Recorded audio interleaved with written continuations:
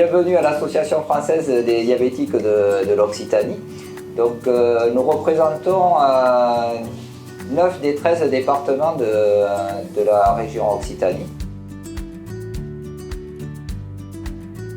On est fédéré aussi à la Fédération française des diabétiques.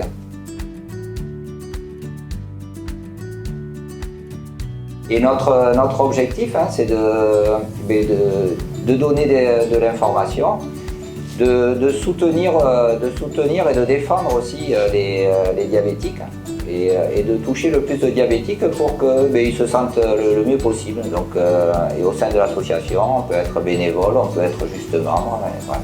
Mener des actions comme aujourd'hui, comme le fait Ocine et comme le font plusieurs personnes qui sont dans la salle aussi, à mener des groupes de parole par exemple.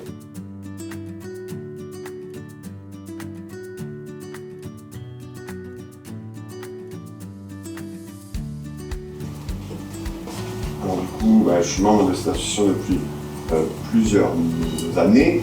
Et donc c'est vrai que j'ai observé la situation pour les personnes sourdes à ce niveau-là au niveau santé, en lien aussi avec le diabète. Et ce que j'ai remarqué tout de suite, c'est qu'on manquait d'informations en langue des signes. C'est vraiment le premier constat qui a été fait. Alors, mon prénom c'est Julie. J'habite à côté de Toulouse dans un petit village qui s'appelle L'Aiguevin. Donc je suis diabétique de type 2 depuis 10 ans. Moi c'est Christiane Weinmann. Je suis diabétique de type 2 depuis plus de 10 ans et j'ai rejoint l'association il y a 15 ans, il y a 7 ans. Et depuis, je gère mon diabète et de mieux en mieux.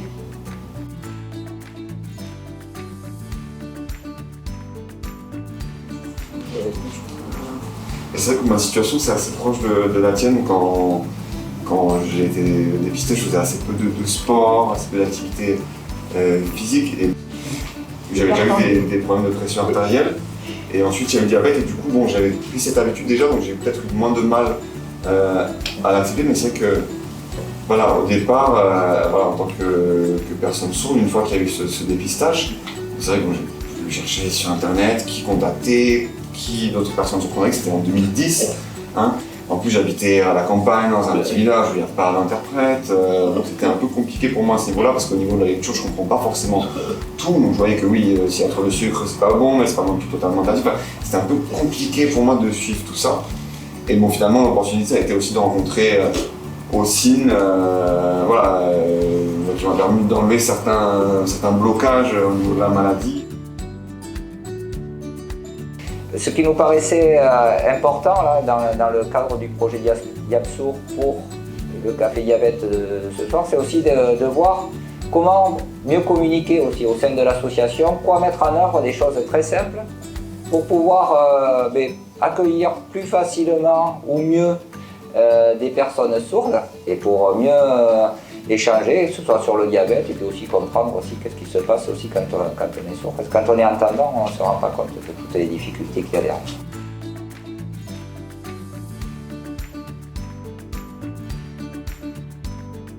Donc ça veut dire favoriser la visio quand on sait qu'il y a une personne sourde en face. C'est ça? Oui, ce serait ça. Oui. Par exemple, nous deux, en tant que bénévoles, on pourrait se charger de la visio, de répondre aux questions de la personne sourde pour l'orienter et l'amener vers l'association.